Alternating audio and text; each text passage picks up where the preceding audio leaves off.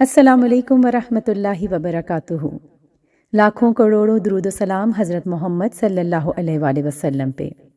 پچھلی ایپیسوڈ میں آپ نے سنا کہ مسلمانوں اور قریش مکہ کے درمیان معاہدہ طے پا گیا تھا جسے صلح حدیبیہ کا نام دیا گیا، اور ساتھ ہی آپ نے غزوہ خیبر کے واقعات بھی سنے اور اس جنگ میں مسلمانوں کو فتح حاصل ہوئی تھی۔ یہاں سے آج کی ویڈیو کا آغاز کرتے ہیں۔ خیبر کی فتح کے بعد وہاں کی ایک بستی فدق کے لوگ حضور صلی اللہ علیہ وآلہ وسلم کی خدمت میں حاضر ہوئے۔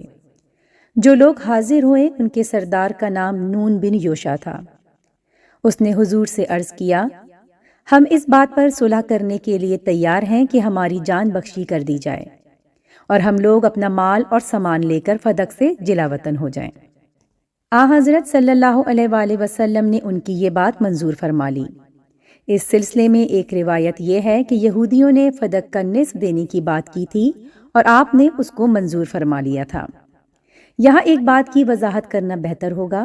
فدق کی یہ بستی چونکہ جنگ کے بغیر حاصل ہو گئی تھی، اس لیے یہ مال فے تھا، یعنی دشمن سے جنگ کیے بغیر حاصل کیے جانے والا مال جس کے خرچ کا مسلمانوں کے حکمران کو اختیار ہوتا ہے۔ چنانچہ آپ صلی اللہ علیہ وآلہ وسلم اس کی آمدنی میں سے اپنے گھر والوں پر بھی خرچ کیا کرتے تھے۔ بنی ہاشم کے چھوٹے بچوں کی پرورش بھی اسی کی آمدنی سے فرماتے تھے۔ بنی ہاشم کی بیواؤں کی شادیاں بھی اسی سے کرتے تھے۔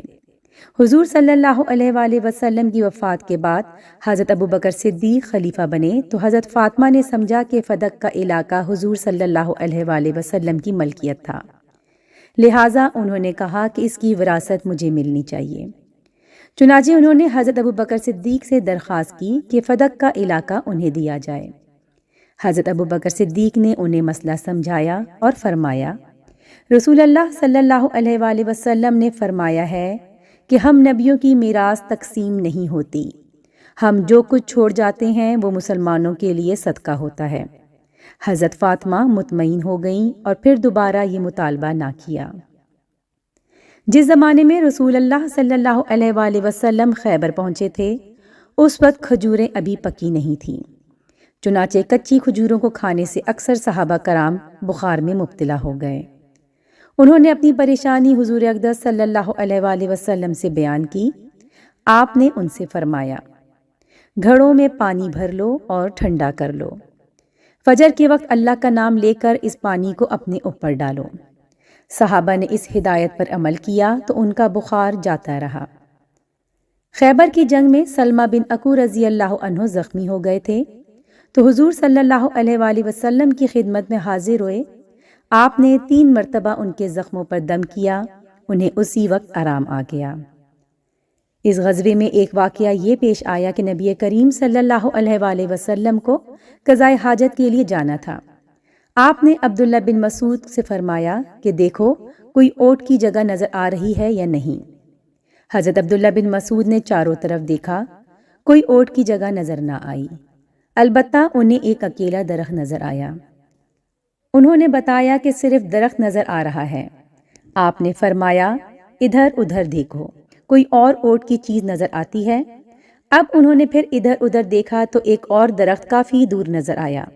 انہوں نے اس دوسرے درخت کے بارے میں آپ کو بتایا تو آپ نے ارشاد فرمایا، ان دونوں درختوں سے کہو اللہ کے رسول تمہیں حکم دیتے ہیں کہ دونوں ایک جگہ جمع ہو جاؤ، یعنی آپس میں مل جاؤ۔ حضرت عبداللہ بن مسعود نے ان دونوں درختوں کو مخاطب کر کے یہ بات کہہ دی۔ فوراً دونوں درخت حرکت میں آئے اور ایک دوسرے سے مل گئے۔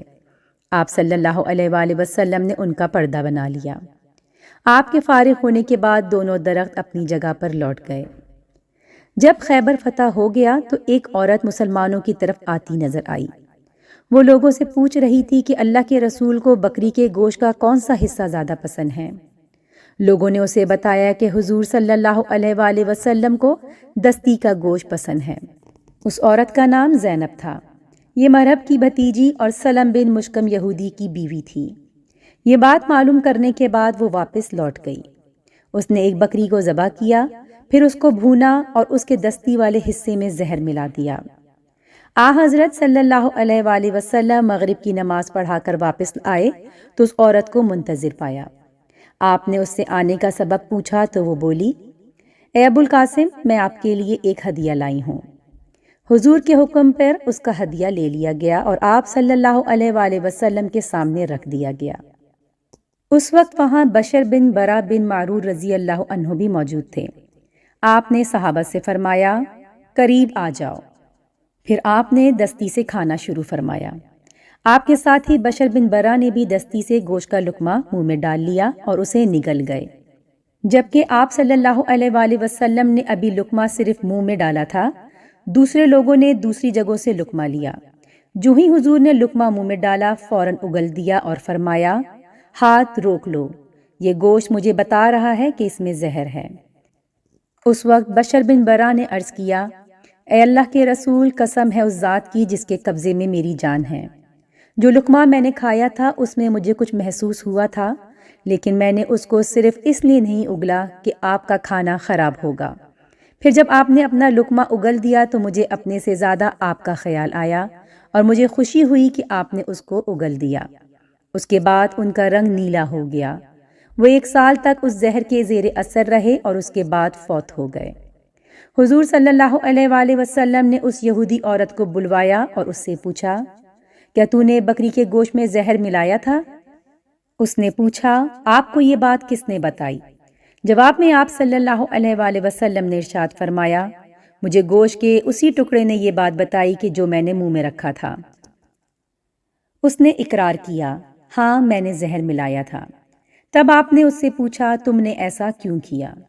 جواب میں اس نے کہا، آپ لوگوں نے خیبر کی جنگ میں میرے باپ، بھائی اور میرے شوہر کو ہلاک کیا اور میری قوم کو تباہ کیا، اس لیے سوچا اگر آپ صرف ایک بادشاہ ہیں تو اس زہر کے ذریعے ہمیں آپ سے نجات مل جائے گی، اور اگر آپ نبی ہیں تو آپ کو اس زہر کی پہلے ہی خبر ہو جائے گی۔ اس کا جواب سن کر آپ نے اسے معاف فرما دیا، کیونکہ آپ اپنی ذات کے لیے کسی سے بدلہ نہیں لیتے تھے، البتہ مسلمانوں کو کوئی نقصان پہنچاتا تو اس سے بدلہ لے لیتے تھے۔ جہاں تک تعلق ہے بشر بن برا رضی اللہ عنہ کا، تو وہ اس وقت فوت نہیں ہوئے تھے، لیکن جب بعد میں زہر سے ان کی موت واقع ہو گئی تو اس وقت آپ صلی اللہ علیہ وآلہ وسلم نے اس عورت زینب کو بدلے میں ہلاک کرا دیا تھا۔ کہا جاتا ہے کہ حضور نے وفات کے وقت اس زہر کا اثر محسوس کیا تھا اور فرمایا تھا، اس زہر کے اثر سے میری رگیں کٹ رہی ہیں۔ غرض خیبر کی جنگ کے بعد حضور صلی اللہ علیہ وآلہ وسلم نے اس غزوے کا مال غنیمت تقسیم فرمایا۔ خیبر کی جنگ کے بعد حضرت خالد بن ولید، حضرت عمرو بن عاص اور حضرت عثمان بن طلحہ کے ایمان لانے کا واقعہ پیش آیا۔ اس بارے میں خود حضرت خالد بن ولید فرماتے ہیں، جب اللہ تعالیٰ نے مجھے عزت اور خیر عطا کرنے کا ارادہ فرمایا تو اچانک میرے دل میں اسلام کی تڑپ پیدا فرما دی اور مجھے ہدایت کا راستہ نظر آنے لگا۔ اس وقت میں نے اپنے دل میں سوچا کہ میں ہر موقع پر محمد صلی اللہ علیہ وآلہ وسلم کے مقابلے اور مخالفت میں سامنے آیا، اور ہر بار ہی مجھے ناکامی کا منہ دیکھنا پڑا۔ ہمیشہ ہی مجھے یہ احساس ہوا کہ میں غلطی پر ہوں۔ محمد صلی اللہ علیہ وآلہ وسلم کا بول بالا ہو رہا ہے۔ پھر جب محمد صلی اللہ علیہ وآلہ وسلم عمرے کے لیے مکہ میں تشریف لائے تو میں مکے سے غائب ہو گیا تاکہ آپ کے مکے میں داخلے کا منظر نہ دیکھ سکوں۔ میرا بھائی ولید بن ولید آپ صلی اللہ علیہ وآلہ وسلم کے ساتھ تھا۔ وہ مجھ سے بہت پہلے مسلمان ہو چکا تھا۔ اس نے مکہ پہنچ کر مجھے تلاش کرایا مگر میں وہاں تھا ہی نہیں۔ آخر اس نے میرے نام خط لکھا۔ اس خط کے یہ الفاظ تھے، میرے لیے سب سے زیادہ حیرت کی بات یہی ہے کہ تم جیسا آدمی آج تک اسلام سے دور بھاگتا رہا ہے، تمہاری کم عقلی پر تعجب ہے۔ رسول اللہ نے تمہارے بارے میں مجھ سے پوچھا تھا کہ خالد کہاں ہے؟ میں نے عرض کیا، اللہ بہت جلد اسے آپ تک لائے گا۔ اس پر حضور صلی اللہ علیہ وآلہ وسلم نے ارشاد فرمایا، اس جیسا شخص اسلام سے بے خبر نہیں رہ سکتا۔ اگر وہ اپنی صلاحیتوں اور توانائیوں کو مسلمانوں کے ساتھ مل کر مشرکوں کے خلاف استعمال کرے تو ان کے لیے خیر ہی خیر ہے، اور ہم دوسروں کے مقابلے میں انہیں ہاتھوں ہاتھ لیں گے۔ اس لیے میرے بھائی اب بھی موقع ہے، جو کچھ تم کھو چکے ہو اسے پالو، تم بڑے اچھے اچھے مواقع کھو چکے ہو۔ حضرت خالد بن ولید کہتے ہیں کہ جب مجھے اپنے بھائی کا یہ خط ملا تو مجھ میں جانے کی امنگ پیدا ہو گئی، دل اسلام کی محبت میں گھر کر گیا۔ ساتھ ہی حضرت صلی اللہ علیہ وآلہ وسلم نے میرے بارے میں جو کچھ فرمایا تھا اس سے مجھے بہت زیادہ خوشی محسوس ہوئی۔ پھر رات کو میں نے ایک عجیب خواب دیکھا۔ حضرت خالد فرماتے ہیں کہ میں نے خواب میں دیکھا کہ میں ایک انتہائی تنگ اور خشک علاقے میں ہوں، لیکن پھر اچانک وہاں سے نکل کر ایک نہایت سرسبز، شاداب اور بہت بڑے علاقے میں پہنچ گیا ہوں۔ اس کے بعد جب ہم نے مدینہ منورہ کی طرف روانہ ہونے کا فیصلہ کیا تو مجھے صفوان ملے۔ میں نے ان سے پوچھا، صفوان، تم دیکھ رہے ہو کہ محمد صلی اللہ علیہ وآلہ وسلم عرب اور عجم پر چھاتے جا رہے ہیں، اس لیے کیوں نہ ہم بھی ان کے پاس پہنچ کر ان کی اطاعت قبول کر لیں، کیونکہ حقیقت میں ان کی سربلندی خود ہماری ہی سربلندی ہوگی۔ اس پر صفوان نے کہا، میرے علاوہ اگر ساری دنیا بھی ان کی اطاعت قبول کر لے میں پھر بھی نہیں کروں گا۔ اس کا جواب سن کر میں نے سوچا، اس کا باپ اور بھائی جنگ بدر میں مارے گئے ہیں، لہٰذا اس سے امید رکھنا فضول ہے۔ چنانچہ اس سے مایوس ہو کر میں ابو جہل کے بیٹے اکرمہ کے پاس گیا اور اس سے بھی وہی بات کہی جو صفوان سے کہی تھی، مگر اس نے بھی وہی جواب دیا۔ میں نے کہا، اچھا خیر، لیکن تم میری بات کو راز میں رکھنا۔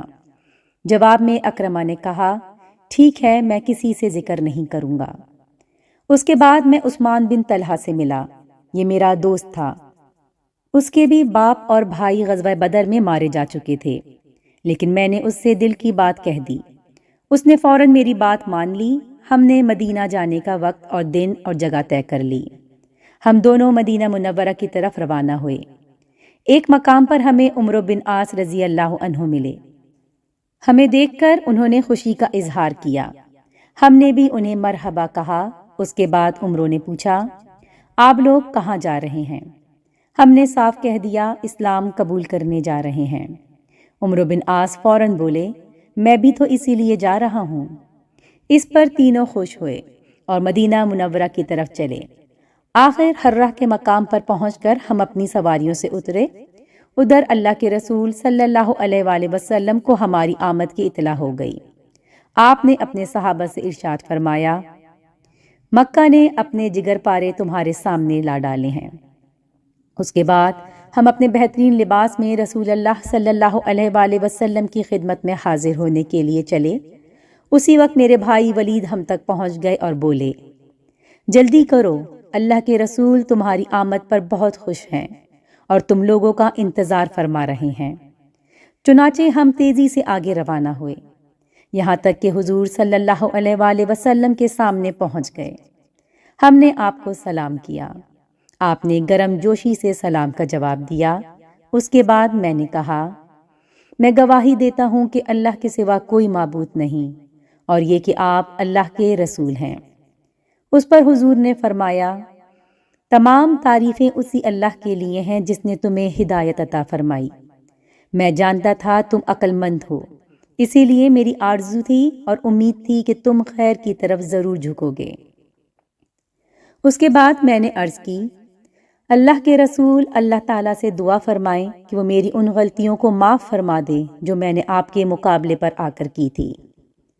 آپ نے ارشاد فرمایا، اسلام قبول کرنا سابقہ تمام غلطیوں اور گناہوں کو مٹا دیتا ہے۔ اسی طرح عمرو بن عاص اور عثمان بن طلحہ آگے آئے اور انہوں نے بھی اسلام قبول کیا۔ حضرت خالد بن ولید کی مسلمان ہونے کے بعد حضور صلی اللہ علیہ وآلہ وسلم نے انہیں ہمیشہ گھوڑ سوار دستے کا امیر بنائے رکھا۔ یہ تھی تفصیل ان تین حضرات کے ایمان لانے کی۔ حضرت عمرو بن عاص بھی بہترین جنگی صلاحیتوں کے مالک تھے۔ وہ خود فرماتے ہیں کہ اللہ کی قسم، ہمارے مسلمان ہونے کے بعد اللہ کے رسول نے جنگی معاملات میں میرے اور خالد بن ولید کے برابر کسی کو نہیں سمجھا۔ پھر حضرت ابو بکر کی خلافت کے دوران بھی ہمارا یہی درجہ رہا۔ صلح حدیبیہ میں طے پایا تھا کہ مسلمان اس سال تو عمرہ کیے بغیر لوٹ جائیں گے، البتہ انہیں آئندہ سال عمرہ کرنے کی اجازت ہوگی۔ اس معاہدے کی رو سے حضرت محمد صلی اللہ علیہ وآلہ وسلم عمرہ قضا کی نیت کر کے مدینہ سے روانہ ہوئے۔ اس موقع پر حضرت صلی اللہ علیہ وآلہ وسلم کے ساتھ 2000 صحابہ کرام تھے۔ روانہ ہوتے وقت حضور صلی اللہ علیہ وآلہ وسلم نے اعلان فرمایا تھا کہ جو لوگ صلح حدیبیہ کے موقع پر موجود تھے ان سب کا چلنا ضروری ہے۔ چنانچہ وہ سبھی صحابہ ساتھ روانہ ہوئے۔ ان کے علاوہ کچھ وہ تھے جو حدیبیہ میں شریک نہیں تھے۔ حضور کے ساتھ قربانی کے جانور بھی تھے۔ اس سفر میں حضور نے احتیاط کے طور پر ہتھیار بھی ساتھ لیے تھے۔ مسلمانوں میں سے 100 آدمی گھوڑ سوار تھے۔ ان کے امیر محمد بن مسلمہ رضی اللہ عنہ تھے۔ حضور صلی اللہ علیہ وآلہ وسلم نے مسجد نبوی کے دروازے پر احرام باندھ لیا تھا۔ قریش کے کچھ لوگوں نے جب صحابہ کرام کے ساتھ ہتھیار دیکھے تو وہ بغلا کر مکہ معظمہ پہنچے اور قریش کو بتایا کہ مسلمان ہتھیار لے کر آ رہے ہیں اور ان کے ساتھ تو گھوڑ سوار دستہ بھی ہے۔ قریش یہ سن کر بدحواس ہوئے اور کہنے لگے، ہم نے تو کوئی ایسی حرکت نہیں کی جو اس معاہدے کے خلاف ہو، بلکہ ہم معاہدے کے پابند ہیں۔ جب تک صلح نامے کی مدت باقی ہے ہم اس کی پابندی کریں گے۔ پھر آخر محمد صلی اللہ علیہ وآلہ وسلم کس بنیاد پر ہم سے جنگ کرنے آئے ہیں؟ آخر قریش نے مکرز بن حفص کو قریش کی ایک جماعت کے ساتھ روانہ کیا۔ انہوں نے آپ سے ملاقات کی اور کہا، آپ ہتھیار بند ہو کر حرم میں داخل ہونا چاہتے ہیں جبکہ معاہدہ یہ نہیں ہوا تھا۔ اس پر آپ صلی اللہ علیہ وآلہ وسلم نے فرمایا، ہم ہتھیار لے کر حرم میں داخل نہیں ہوں گے۔ معاہدے کے تحت صرف میانوں میں رکھی ہوئی تلواریں ہمارے ساتھ ہوں گی، باقی ہتھیار ہم باہر چھوڑ کر جائیں گے۔ مکرز نے آپ صلی اللہ علیہ وآلہ وسلم کی بات سن کر اطمینان کا اظہار کیا اور قریش کو جا کر اطمینان دلایا۔ جب حضور صلی اللہ علیہ وآلہ وسلم کے مکہ معظمہ میں داخلے کا وقت آیا تو قریش کے بڑے بڑے سردار مکہ معظمہ سے نکل کر کہیں اور چلے گئے۔ ان لوگوں کو حضور سے بغض تھا، دشمنی تھی۔ وہ مکہ معظمہ میں حضور کو برداشت نہیں کر سکتے تھے، اس لیے نکل گئے۔ آخر آپ صلی اللہ علیہ وآلہ وسلم اور صحابہ کرام مکہ معظمہ میں داخل ہوئے۔ حضور اس وقت اپنی اونٹنی قصوہ پر سوار تھے۔ صحابہ کرام آپ صلی اللہ علیہ وآلہ وسلم کے دائیں بائیں تلواریں لیے چل رہے تھے اور ساتھ لبیک اللہم لبیک پڑھ رہے تھے۔ روانہ ہونے سے پہلے باقی ہتھیار آپ نے ایک جگہ محفوظ کرا دیے تھے۔ وہ جگہ حرم سے قریب ہی تھی۔ مسلمانوں کی ایک جماعت کو ان ہتھیاروں کی نگرانی کے لیے مقرر کیا گیا تھا۔ مکہ کے مشرکوں نے مسلمانوں کو بہت مدت بعد دیکھا تھا۔ وہ انہیں کمزور کمزور سے لگے تو آپس میں کہنے لگے، یثرب کے بخار نے مہاجرین کو کمزور کر دیا ہے۔ یہ بات آپ تک پہنچی تو آپ نے حکم فرمایا، اللہ تعالیٰ اس شخص پر رحمت فرمائے گا جو ان مشرکوں کو اپنی جسمانی طاقت دکھائے گا۔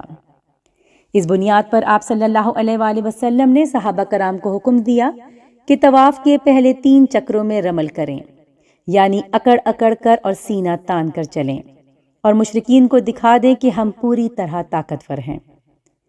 اس کے بعد جب مسلمانوں نے رمل شروع کیا تو مکہ کے دوسرے مشرکوں نے ان مشرکوں سے جنہوں نے مسلمانوں کو کمزور بتایا تھا کہا، تم تو کہہ رہے تھے کہ انہیں یثرب کی بخار نے کمزور کر دیا ہے، حالانکہ یہ تو پوری طرح طاقتور نظر آ رہے ہیں۔ اس وقت آن حضرت نے اپنی چادر اس طرح اپنے اوپر ڈال رکھی تھی کہ دایاں کندھا کھلا ہوا تھا اور اس کا پلو بائیں کندھے پر تھا۔ چنانچہ تمام صحابہ کرام نے بھی ایسے ہی کر لیا۔ اس طرح چادر لینے کو اتباع کہتے ہیں اور اکڑ کر چلنے کو رمل کہتے ہیں۔ یہ اسلام میں پہلا اتباع اور پہلا رمل تھا۔ اب حج کرنے والے ہوں یا عمرہ کرنے والے، انہیں یہ دونوں کام کرنے ہوتے ہیں۔ نبی کریم معاہدے کے مطابق 3 دن تک مکہ معظمہ میں ٹھہرے رہے۔ 3 دن پورے ہونے کے بعد آپ مکہ معظمہ سے باہر نکل آئے۔ اس دوران آپ صلی اللہ علیہ وآلہ وسلم نے حضرت میمونہ بنت حارث سے نکاح فرمایا۔ ان کا پہلا نام برہ تھا۔ حضور صلی اللہ علیہ وآلہ وسلم نے ان کا نام تبدیل کر کے میمونہ رکھا۔ عمرے سے فارغ ہو کر حضور صلی اللہ علیہ وآلہ وسلم مدینہ منورہ پہنچے تو ایک سنگین واقعہ پیش آ گیا۔ حضرت نے ایک خط روم کے بادشاہ ہرقل کے نام بھیجا تھا۔ یہ خط حضرت حارث بن عمیر لے کر روانہ ہوئے تھے۔ موتا کے مقام پر پہنچے تو شرجیل غسانی نے انہیں روک لیا۔ یہ شرجیل کیسر روم کی طرف سے شام کے اس علاقے کا بادشاہ تھا۔ شرجیل نے حضرت حارث سے پوچھا، تم کہاں جا رہے ہو؟ کیا تم محمد صلی اللہ علیہ وآلہ وسلم کے قاصدوں میں سے ہو؟ جواب میں انہوں نے کہا کہ ہاں، میں محمد صلی اللہ علیہ وآلہ وسلم کا قاصد ہوں۔ یہ سنتے ہی شرجیل نے انہیں رسیوں سے بنوا دیا اور پھر انہیں ہلاک کر دیا۔ حضرت کے قاصدوں میں سے یہ پہلے قاصد تھے جنہیں شہید کیا گیا۔ اللہ کے رسول کو اس وقت بہت رنج ہوا۔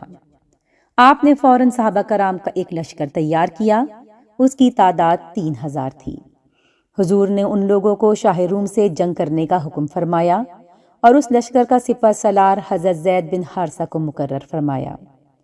جب یہ لشکر کوچ کرنے کے لیے تیار ہو گیا تو حضور نے ارشاد فرمایا، اگر زید بن حارثہ شہید ہو جائیں تو ان کی جگہ جعفر بن ابی طالب لشکر کے امیر ہوں گے۔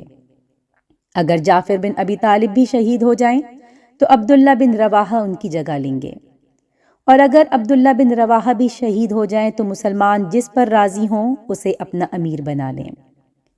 جب آپ نے یہ ہدایت فرمائی، اسی وقت ایک یہودی شخص بھی وہاں موجود تھا اور یہ سب سن رہا تھا۔ اس نے کہا، اگر یہ واقعی نبی ہیں تو میں قسم کھا کر کہتا ہوں کہ جن لوگوں کے نام انہوں نے لیے ہیں وہ سب شہید ہو جائیں گے۔ یہ بات حضرت زید بن حارثہ نے سن لی تو بولے، میں گواہی دیتا ہوں کہ حضرت صلی اللہ علیہ وآلہ وسلم سچے نبی ہیں۔ آپ نے ایک سفید رنگ کا پرچم تیار کیا اور زید بن حارثہ کو دے دیا۔ پھر آپ نے مجاہدین کو نصیحت فرمائی، جہاں حارث بن عمیر کو شہید کیا گیا ہے، جب تم وہاں پہنچو تو پہلے ان لوگوں کو اسلام کی دعوت دینا۔ وہ دعوت قبول کر لیں تو ٹھیک، ورنہ اللہ تعالیٰ سے ان کے مقابلے میں مدد مانگنا اور ان سے جنگ کرنا۔ لشکر کو روانہ کرتے وقت مسلمانوں نے کہا، اللہ تمہارا ساتھی ہو، تمہاری مدد فرمائے اور تم لوگوں کو خیر اور خوشی کے ساتھ ہمارے درمیان واپس لائے۔ جب یہ لشکر روانہ ہوا تو آپ صلی اللہ علیہ وآلہ وسلم سنیت الوداع کے مقام تک انہیں رخصت کرنے کے لیے ساتھ تشریف لے گئے۔ وہاں پہنچ کر انہیں نصیحت کی، میں تمہیں اللہ سے ڈرتے رہنے کی نصیحت کرتا ہوں، تمہارے ساتھ جو مسلمان ہیں ان سب کے لیے عافیت مانگتا ہوں۔ اللہ کا نام لے کر آگے بڑھو، اللہ کے اور اپنے دشمنوں سے شام کی سرزمین میں جا کر جنگ کرو۔ وہاں تمہیں عبادت گاہوں اور خانقاہوں میں رہنے والے ایسے لوگ ملیں گے جو دنیا سے کٹ گئے ہیں، ان سے نہ الجھنا، کسی عورت پر کسی بچے پر تلوار مت اٹھانا، نہ درختوں کو کاٹنا، نہ عمارتوں کو مسمار کرنا۔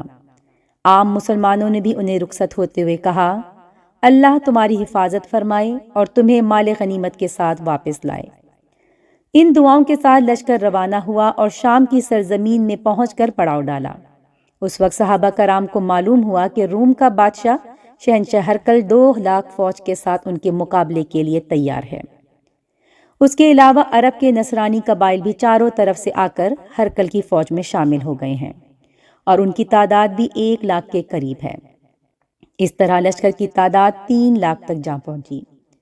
ان کے پاس بے شمار گھوڑے، ہتھیار اور ساز و سامان بھی تھا۔ اس کے مقابلے میں مسلمانوں کی کل تعداد صرف 3,000 تھی اور ان کے پاس ساز و سامان بھی برائے نام تھا۔ یہ تفصیلات معلوم ہونے پر اسلامی لشکر وہیں رک گیا۔ 2 رات تک انہوں نے وہاں قیام کیا اور آپس میں مشورہ کیا، کیونکہ اتنی بڑی تعداد والے دشمن سے صرف 3,000 آدمیوں کے مقابلہ کرنے کے بارے میں سوچا بھی نہیں جا سکتا تھا۔ قدرتی بات ہے کہ صحابہ کرام یہ سن کر پریشان ہوئے تھے۔ کسی نے مشورہ دیا، ہمیں چاہیے کہ یہاں رک کر رسول اللہ صلی اللہ علیہ وآلہ وسلم کو اطلاع دیں تاکہ ہمیں کمک بھیجیں یا واپسی کا حکم فرمائیں۔ اس پر حضرت عبداللہ بن رواحہ نے پرجوش لہجے میں کہا، لوگوں، تم اسی مقصد سے جان بچا رہے ہو جس کے لیے وطن سے نکلے تھے؟ تم شہادت کی تلاش میں نکلے تھے۔ ہم دشمنوں سے نہ تو تعداد کے بل پر لڑتے ہیں اور نہ طاقت کے بل پر، ہم تو صرف دین کے لیے لڑتے ہیں۔ دین کے ذریعے ہی اللہ تعالیٰ نے ہمیں سرفراز فرمایا ہے، اب یا ہمیں فتح ہوگی یا شہادت نصیب ہوگی۔ یہ پرجوش الفاظ سن کر صحابہ کرام بول اٹھے، اللہ کی قسم، ابن رواحہ نے بالکل ٹھیک کہا۔ چنانچہ اس کے بعد لشکر آگے روانہ ہوا اور یہاں تک کہ موتا کے مقام پر پہنچ گیا۔ اسی مقام پر رومی لشکر بھی مسلمانوں کے سامنے آ گیا۔ حضرت زید بن حارثہ نے رسول اللہ کا پرچم ہاتھ میں لیا اور دشمن کی طرف بڑھے۔ صحابہ کرام اجمعین ان کی قیادت میں رومی لشکر پر حملہ آور ہوئے۔ مسلمانوں نے زبردست حملہ کیا۔ ادھر رومی بھی آخر 3,00,000 تھے، انہوں نے بھی بھرپور حملہ کیا۔ تلواروں سے تلواریں ٹکرانے لگی، نیزے اور تیر چلنے لگے، زخمیوں کی آوازیں بلند ہونے لگیں، گھوڑوں کے ہنہنانے اور اونٹوں کے بلبلانے کی آوازیں گونجنے لگیں۔ اس حالت میں زید بن حارثہ پرچم اٹھائے جنگ کر رہے تھے اور مسلسل آگے بڑھ رہے تھے۔ ان پر جوش کی ایک ناقابل بیان کیفیت تھی۔ ان کے ہاتھوں کتنے ہی رومی جہنم رسید ہوئے، آخر وہ لڑتے لڑتے شہید ہو گئے۔ اسی وقت حضرت جعفر نے پرچم لے لیا۔ وہ اپنے سرخ رنگ کے گھوڑے پہ سوار تھے۔ اب مسلمان ان کی قیادت میں جنگ کرنے لگے۔ انہوں نے اس قدر شدید جنگ کی کہ بیان سے باہر ہے۔ لڑتے لڑتے ان کا ایک بازو کٹ گیا۔ انہوں نے پرچم بائیں ہاتھ میں پکڑ لیا۔ کچھ ہی دیر بعد کسی نے ان کے بائیں بازو پر وار کیا اور وہ بھی کٹ گیا۔ انہوں نے پرچم کو اپنی گود کے سہارے سنبھالے رکھا اور اسی حالت میں شہادت کا جام نوش فرمایا۔ اس وقت حضرت عبداللہ بن رواحہ رضی اللہ عنہ آگے آئے اور پرچم اٹھا لیا۔ انہوں نے گھوڑے کے بجائے پیدل جنگ کرنا مناسب جانا اور دشمنوں سے مقابلہ شروع کیا۔ انہوں نے بھی بہت دلیری سے جنگ کی کہ یہاں تک کہ شہید ہو گئے۔ اب مسلمان اور عیسائی ایک دوسرے کی صفوں میں گھس چکے تھے اور جنگ گھمسان کی ہو رہی تھی۔ کافروں کی تعداد چونکہ بہت زیادہ تھی اور مسلمان صرف 3000 تھے، لہٰذا ان کی تعداد کو اس تعداد سے کوئی نسبت ہی نہیں تھی۔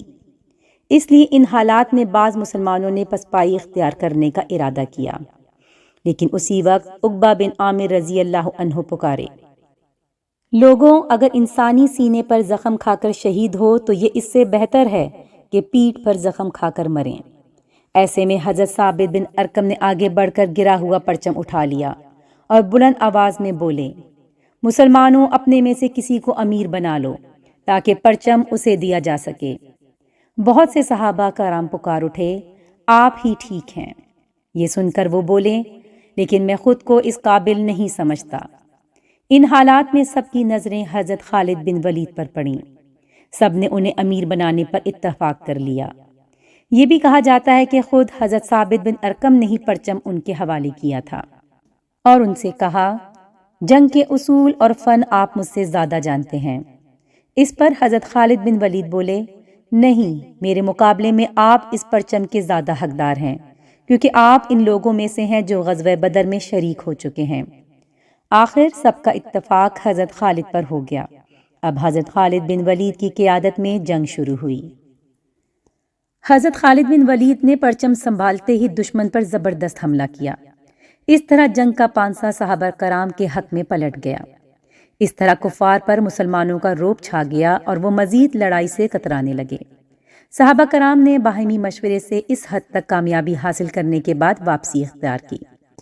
حضرت خالد بن ولید نے فوج کا امیر بنتے ہی لشکر کا اگلا حصہ پیچھے کر دیا اور پچھلے حصے کو آگے لے آئے۔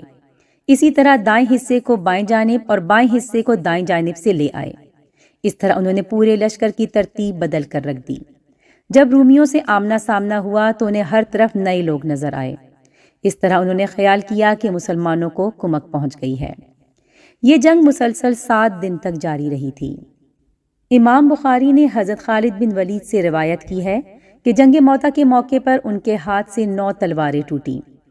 صرف ایک یمنی تلوار باقی رہ گئی تھی جو آخر تک ان کے ہاتھ میں رہی۔ ادھر تو موتا کے مقام پر یہ جنگ ہو رہی تھی اور ادھر مدینہ منورہ میں کیا ہو رہا تھا؟ وہاں کا منظر یہ تھا کہ اللہ تعالیٰ نے حضرت صلی اللہ علیہ وآلہ وسلم کو سارا حال بتا دیا۔ آپ نے صحابہ کرام کو جنگ کی خبریں سنانے کے لیے مسجد نبوی میں بلایا اور خود منبر پر تشریف فرما ہوئے۔ اس وقت آپ صلی اللہ علیہ وآلہ وسلم کی آنکھوں میں آنسو تھے۔ آپ نے بتانا شروع کیا، لوگوں، خیر کا دروازہ، خیر کا دروازہ، خیر کا دروازہ کھل گیا ہے۔